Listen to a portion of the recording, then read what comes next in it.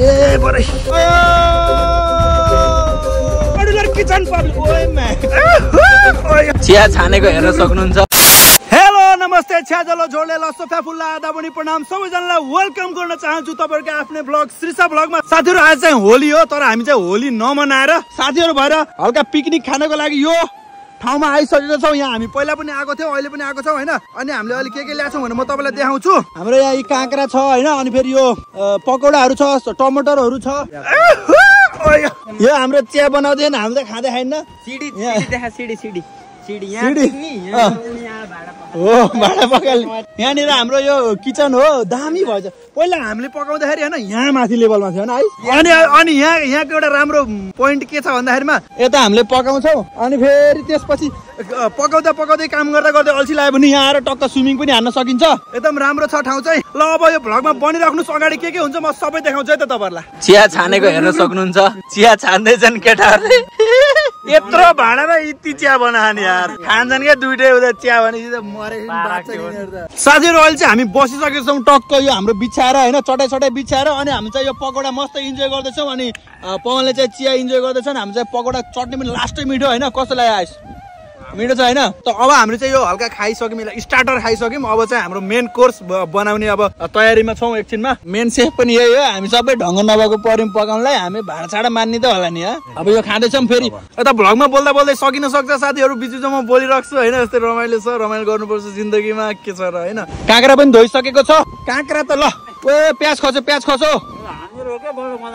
हानेर फोरी ल मामा देऊ हाने मोडुलर किचन पब्लिक ओए म्यान कता 4-5 तिर गयो यार। हानेर त प्याज हो के मामा। काँक्रा पनि कसले हानेर खान्छ यार सिंगै लिने हो काँक्रा त। साथीहरु अहिले चाहिँ हामी पानी लिन आइसकेको छौं। त्यतातिर चाहिँ खाने पानी थिएन त्यही भएर उ यहाँनिर धारा छ 15 मा आइसकेको छौं।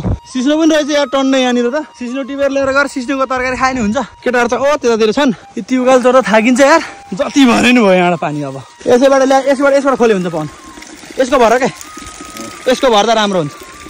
यसबाट भर पानी भरेर अब हामी जाँदैछौँ हैन लोकेसनतिर।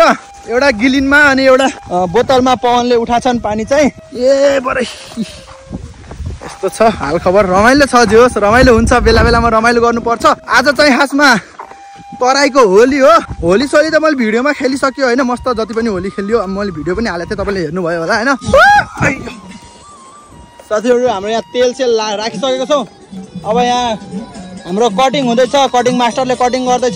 चिकनको लागि तेल रेडी हुँदैछ। हाम्रो मामा पनि यसो हेल्प गर्दै हुनुहुन्छ यतातिर। अब यहाँ झेउलायो भने स्विमिङ हान्ने हो गएर त्यहाँ। साथीहरु अब हाम्रो चिकन जाँदैछ टक्क कराईमा गयो साथीहरु अब पकाउन सुरु गर्दैछौँ हामी। साथीहरु फाइनली अब चाहिँ हामीले खाने बेला भइसकेको छ। हेर्न सक्नुहुन्छ मैले चाहिँ यत्रो खाना लिइसकेको छु। हाम्रो खाना लिख्दैछन् केटाहरुले पनि। यहाँनिर भात छ त्यहाँ पवनले त्यहाँ खाँदै खान। यसपछि हामी त्यहाँ स्विमिङ पनि हान्ने हो। स्विमिङ हानेको पनि म देखाइहाल्छु।